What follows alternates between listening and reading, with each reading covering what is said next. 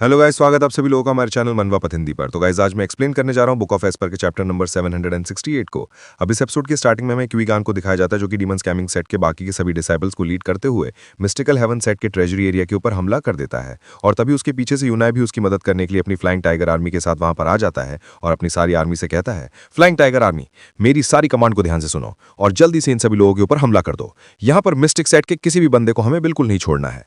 इसके साथ ही वो सभी लोग एक साथ आगे बढ़ते हैं और खतरनाक तबाही के साथ मिस्टिक हेवन के उस एरिया के कई सारे डिसाइपल्स को खत्म कर डालते हैं। और फिर आखिरकार फाइनली वो सभी लोग मिस्टिक हेवन सेट के उस ट्रेजेडी हॉल के सामने आ चुके होते हैं और काफी ज्यादा खुश होते हुए कहते हैं, आखिरकार आखिरकार हम लोग यहाँ तक पहुंच ही गए। इसके साथ ही फिर यूनाई बाकी के सभी लोगों को आगे की कमांड देते हुए कहता है, अब जल्दी से ट्रेजेडी के ऊपर हमला करो और उन लोगों की सारी सप्लाई को काट डालो। तो इसी तरह यूनाई के ऑर्डर्स मिलते ही वो सभी लोग एक साथ उस ट्रेजरी एरिया के ऊपर चार्ज करते हैं और उस गेट को तोड़ने के लिए आगे बढ़ते हैं। फिर तभी अचानक जैसे ही वो सभी लोग उस गेट के करीब पहुंचते हैं तो तभी उस गेट के अंदर से भयानक गोल्डन कलर की एनर्जी अनलीश होती है। सिर्फ प्रेशर की वजह से ही डीमन स्कैमिंग सेट के वो सभी डिसाइपल्स काफी ज्यादा घायल होते हुए पीछे की ओर गिरने लगते हैं। ये सब कुछ होता हुआ देखकर तो अचानक यूनाई भी काफी ज्यादा शॉक्ड हो गया होता है। उसे कुछ भी समझ में नहीं आया होता है कि आखिर अभी अभी यहाँ पर क्या हुआ। और तभी अचानक एक खतरनाक प्रेशर के साथ में ये बंदा वहां पर यूनाई और बाकी के सभी लोगों को देखते हुए कहता है, आखिर किसकी हिम्मत हुई यहाँ पर आने की और हमारी ट्रेजरी के ऊपर इस तरीके से हमला करने की।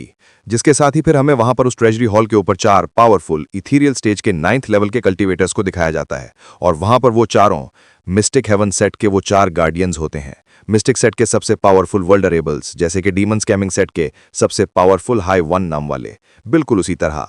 उनके ऑरा को सेंस करते हुए यूनाई भी थोड़ा घबराते हुए अपने मन में कहता है, ये खतरनाक ऑरा तो इन चारों के अंदर से ही निकल रहा है, जो कि इतना ज्यादा पावरफुल और भयानक है कि इसके सामने वो 3rd स्टेज एक्सपर्ट्स भी कुछ नहीं है जिनसे कि हमारा प्रीवियस बार सामना हुआ था। दूसरी ओर वापस उस जगह पर एल्डरली और बाकी के सभी एल्डर्स उस हाई एल्डर को पेल रहे होते हैं, लेकिन तभी अचानक एल्डरली को भी उन चारों एल्डर्स का ऑरा सेंस होता है। इससे वो काफी ज्यादा शॉक्ड हो जाते हैं और बड़ी तेजी से वहां से मुड़ते हुए यूनाई की ओर ही जाने लगते हैं और कहते हैं, क्लैन हेड इस समय बहुत बड़े खतरे में है। इसके साथ ही उन चारों के ऑरा को सेंस कर एल्डरली भी थोड़ा घबराते हुए अपने मन में कहते हैं, ये चारों एक्चुअली में 9th लेवल के इथीरियल स्टेज पर हैं और हार्मनी स्टेज के बहुत ही ज्यादा करीब। तभी इसी के साथ में इधर जूफेन को उन चारों एल्डर्स का ऑरा सेंस होता है। इस वजह से वो भी थोड़ा घबराते हुए पीछे की ओर मुड़कर देखता है और कहता है, ये ऑरा।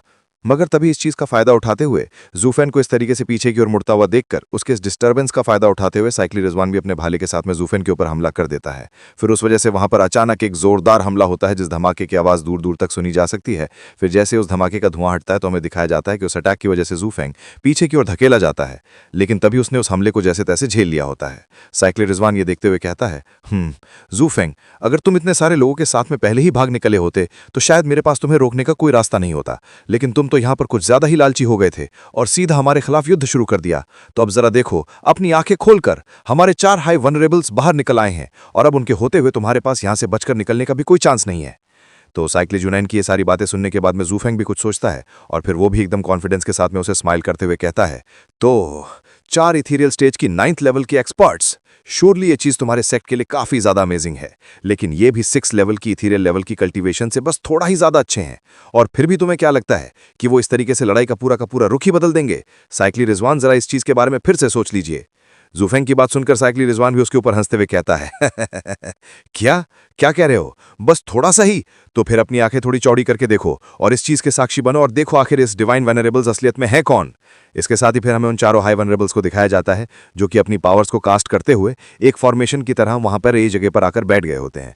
इसके साथ ही उन चारों की सोल एनर्जी एक दूसरे के साथ में मर्ज होने लगती है और वो चारों एक फॉर्मेशन को कास्ट करने लगते हैं। और फिर तभी जैसे उन चारों की पावर्स एक दूसरे के साथ मर्ज होती हैं तो उन चारों की कंबाइंड पावर के साथ में एक खतरनाक फोर्स अनलीश होती है और फिर तभी इस वजह से जमीन को चीरते हुए वहां से एक बड़ा सा गोल्डन कलर का ड्रैगन बाहर निकलता है, जो कि इन चारों हाई वनरेबल्स की सोल मर्ज की वजह से बना होता है। और वो वहां से बाहर निकलते ही एक झटके में डीमन स्कैमिंग सेट के कई हजार डिसाइपल्स को खत्म कर डालता है। साथ ही उसमें फ्लाइंग टाइगर आर्मी के भी कई सारे सोल्जर्स होते हैं।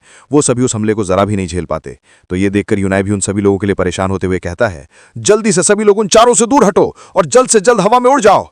तो इतना सुनते ही बाकी के बचे हुए सभी लोग जल्दी से यूनाई की बात को मानते हुए उस ड्रैगन से बचने के लिए हवा में उड़ जाते हैं। और तब उन चारों हाई वनरेबल्स में से एक वनरेबल हंसते हुए उन्हें देखकर कहता है, हम चारों को तुम जैसे कीड़ों की कोई परवाह नहीं है, जो पहले यहां पर हमले के लिए आते हैं और फिर अपनी जान लुटाकर भागने लगते हैं, लेकिन इस बार तुम लोगों ने मिस्टिक सेक्ट के ऊपर हमला करने की हिम्मत की है और यहां तक कि तुम आक्रमण करते हुए खसाने के लिए भी आ गए। तो इसलिए इस सेक्ट के हाई वनरेबल होने के नाते हम चारों इस अपराध को बिल्कुल भी अनदेखा नहीं कर सकते। कहते ही वो एल्डर्स अपनी पावर्स को अनलीश करते हुए एक दिवाली की चक्री की तरह एक बड़ी सी चक्री बनाते हैं, जो कि धरती की जगह आसमान में घूमती है और घूमते घूमते आसमान में बचने के लिए आए कई सारे सोल्जर्स और कई सारे डिसाइपल्स को खत्म कर डालती है। तो जो कोई भी उसके सामने आता है वो सभी वहीं पर मारे जाते हैं। तो एल्डर्स की इतनी ज्यादा भयानक पावर्स को देखकर यूनाई भी शॉक्ड होकर घबराते हुए अपने मन में कहता है, आखिर ये इन लोगों की किस तरीके की टेक्निक्स है? सिर्फ और सिर्फ एक मूव के साथ में इन लोगों ने हमारे 10,000 लोगों को खत्म कर डाला। तो ये सब देखते हुए फिर यूनाई बाकी के बचे हुए लोगों से कहता है, सभी लोग मेरी बात ध्यान से सुनो, जल्दी से जल्दी अपनी अपनी फॉर्मेशन को तोड़ डालो। हम लोग चाहकर भी उन्हें हरा नहीं सकते, इसलिए जितना हो सके उतना अपनी जान बचाओ। तो इस तरीके से यूनाई को उन सभी लोगों को ऑर्डर्स देता हुआ देखकर एल्डर भी उसे देख लेता है और कहता है, हाँ, तो इन सब का मास्टरमाइंड शुरू से यही था। तभी इसी के साथ में फिर वो अपनी उस बड़ी सी चक्री को फिर से कंट्रोल करते हैं और उसका टारगेट अब सीधा यूनाई, योर और कुइगांग को बना लेते हैं, जिसे अपनी ओर आता हुआ देखकर वो सभी लोग भी देखकर शॉक्ड हो जाते हैं। फिर तभी योर भी जल्दी से आगे बढ़ती है और यूनाई के सामने आते हुए उस हमले को रोकने के लिए जूफेंग के दिया हुआ उस डिमोनिक क्रूजर को बाहर निकालती है।